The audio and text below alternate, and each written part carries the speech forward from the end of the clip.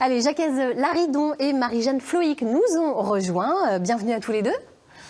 Vous êtes là pour défendre un lieu qui vous tient à cœur, ô combien à cœur. Il est situé à Châteaulin dans le Finistère.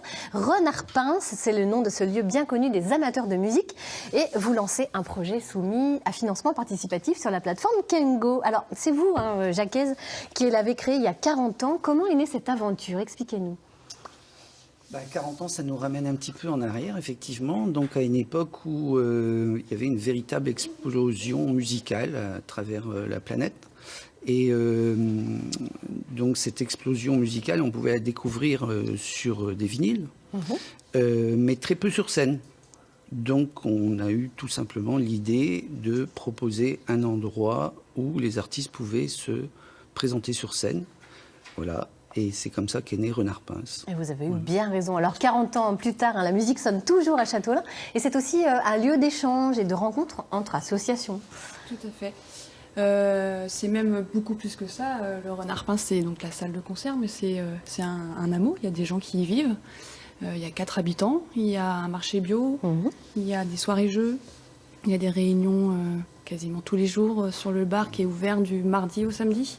Donc c'est un lieu qui vit à l'année en dehors de la musique. La musique, c'est un des prétextes qui fait venir des gens. Et moi, c'est comme ça que j'ai découvert ce lieu, c'est via les concerts.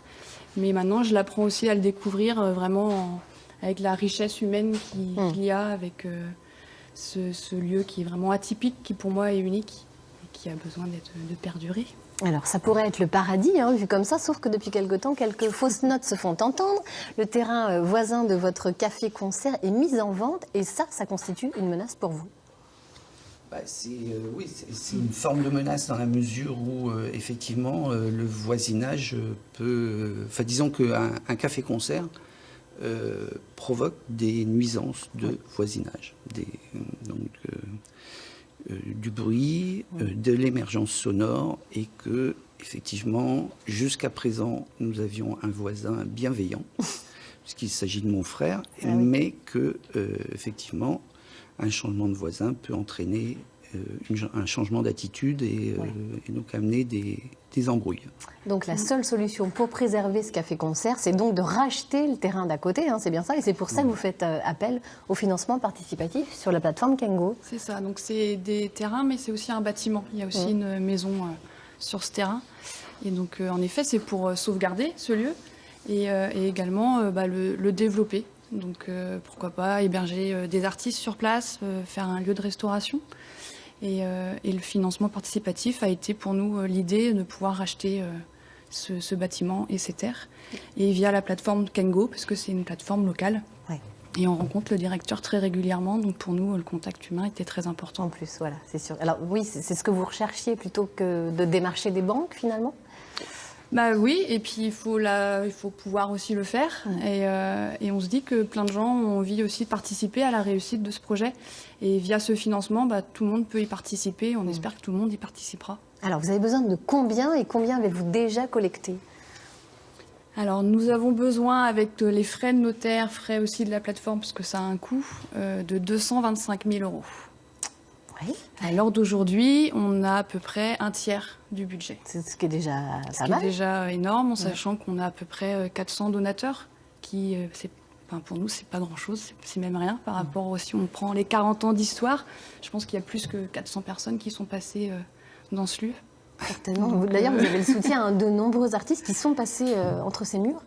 Ça, c'était important aussi pour vous de sentir que le projet était porté aussi par des artistes. Sûr, oui. C'était essentiel. Alors, le week-end prochain sera festif puisque vous organisez pour les 40 ans du lieu une fête.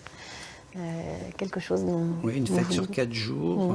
Donc, ça va démarrer dès jeudi. Dès jeudi. Avec un concert d'un groupe qui est originaire de Vannes. C'est un groupe qui s'appelle Lions, qui est entre Vannes et La Réunion. Donc, c'est plus Kayam que musique bretonne. Voilà, c'est un concert gratuit. C'est des concerts qu'on organise dans le cadre des partenariats qu'on mène avec les établissements scolaires de la région. Voilà, ça sera suivi le vendredi par un triple plateau, on va dire, Electric Bazar, pour commencer la soirée, donc un groupe qui est bien connu des Finistériens, entre autres. On aura The Inspecteur Clouseau pour finir la soirée. Et entre les deux, un groupe qui nous est amené par The Inspecteur Clouseau, qui vient donc de Mont-de-Marsan et qui fera 2-3 morceaux. Voilà. Et donc la soirée commence par un repas gascon quand même, avec The Inspecteur Clouseau sont des musiciens, mais ce sont aussi des paysans et ils élèvent leurs oies. Et donc on aura du confit d'oie à manger ce soir-là. Ouverture Voilà. d'esprit à tous les étages. Repas gascon, fête bretonne, bref, Voilà. vous nous invitez donc tous du 17 au 20 mai, Ouais. là-bas, donc à Châteaulin. Eh ben, écoutez, on invite en tout cas tous nos téléspectateurs à vous retrouver sur la plateforme de financement participatif Kengo, kengo.bzh. Merci beaucoup à tous les deux d'être venus nous présenter ce beau projet.